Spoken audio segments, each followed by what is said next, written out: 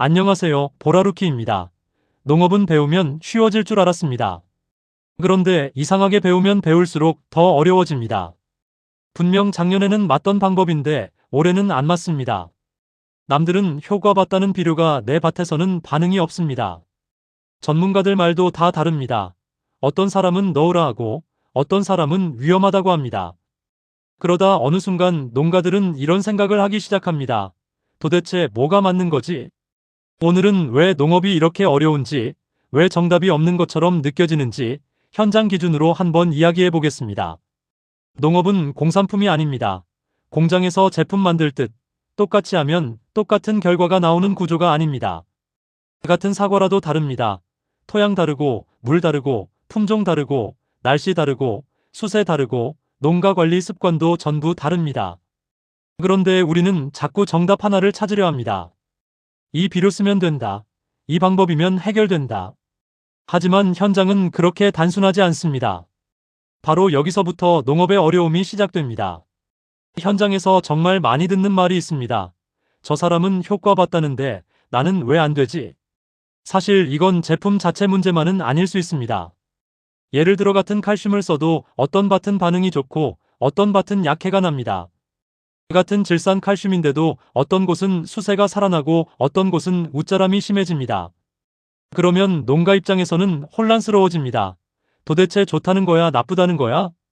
그런데 실제 농업은 좋다, 나쁘다 하나로 끊어 말하기 어려운 경우가 많습니다. 노지와 시설만 봐도 완전히 다릅니다. 시설은 온도 높고 습도 높고 이시 빨리 올라가고 질소 반응 빠르고 증산 흐름이 불안정합니다. 반면 노지는 바람, 비, 강한 일교차, 토양 변화 영향을 훨씬 크게 받습니다. 그래서 같은 비료를 써도 같은 관리 방법을 따라 해도 결과가 달라지는 겁니다. 심지어 같은 지역에서도 배수 좋은 밭, 질땅, 산밭, 하천 주변 밭, 전부 반응이 달라집니다. 어떤 전문가는 말합니다. 질산 칼슘 좋습니다. 그런데 또 어떤 전문가는 말합니다.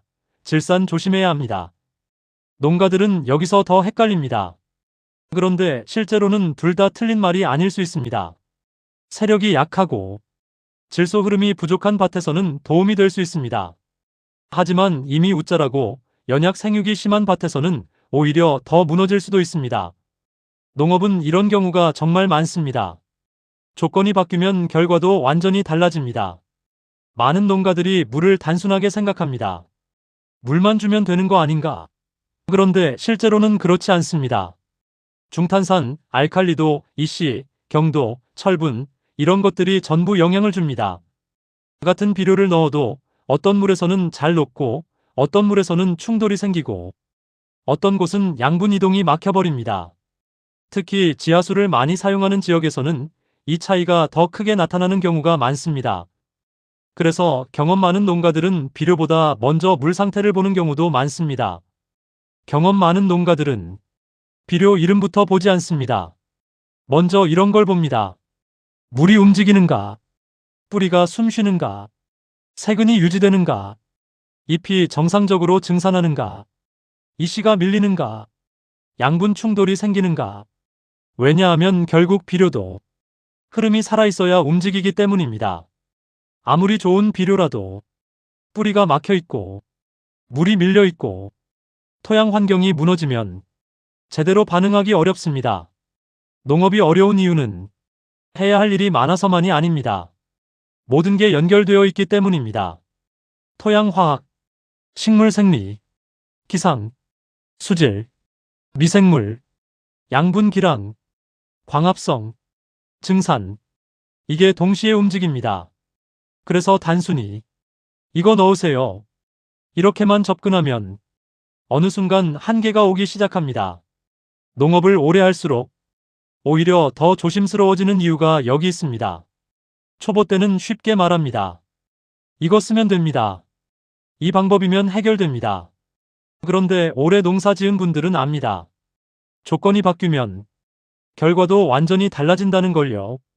그래서 진짜 경험 많은 농가일수록 오히려 말을 더 조심하게 됩니다. 왜냐하면 현장은 한 가지 정답으로 설명되지 않는 경우가 너무 많기 때문입니다. 농업에서 정말 중요한 건 무엇을 넣느냐 보다. 왜 이런 현상이 생겼는가? 왜 이 조건에서 문제가 생겼는가? 왜 같은 방법인데 결과가 다른가를 이해하는 겁니다. 그 이해가 쌓이면 현장이 바뀌어도 응용이 가능해집니다. 반대로 원리를 모르면 남들 따라하고 유행 따라하고 제품 따라다니다가 계속 흔들리게 됩니다. 현장은 매년 바뀝니다. 날씨도 바뀌고 품종도 바뀌고 토양도 변하고 물 상태도 달라집니다. 그런데 원리는 크게 변하지 않습니다. 그래서 결국 오래가는 농가는 비료 하나에 흔들리는 게 아니라 원리를 이해하고 흐름을 읽고 자기 밭에 맞게 적용합니다. 이 차이가 시간이 갈수록 커집니다. 농업은 정말 신기합니다. 같은 땅에서도 누군가는 계속 어려워하고 누군가는 안정적으로 만들고 누군가는 해마다 최고 품질을 만듭니다. 그 차이는 결국 비료 하나 차이만은 아닌 경우가 많습니다. 조건을 읽는 힘, 흐름을 보는 힘, 원리를 이해하는 힘, 이 차이가 시간이 갈수록 크게 벌어집니다. 그래서 농업은 어렵습니다. 하지만 그래서 끝까지 배우게 됩니다. 앞으로도 단순히 이거 넣으세요가 아니라 왜 이런 결과가 생기는지, 왜 현장에서 이런 문제가 반복되는지, 실제로 농사에 연결되는 이야기들을 함께 나눠보겠습니다. 오늘 내용이 도움이 되셨다면 구독, 좋아요, 알람 설정 부탁드립니다. 앞으로도 현장에서 바로 쓰는 정보로 찾아뵙겠습니다. 지금까지 보라루키였습니다.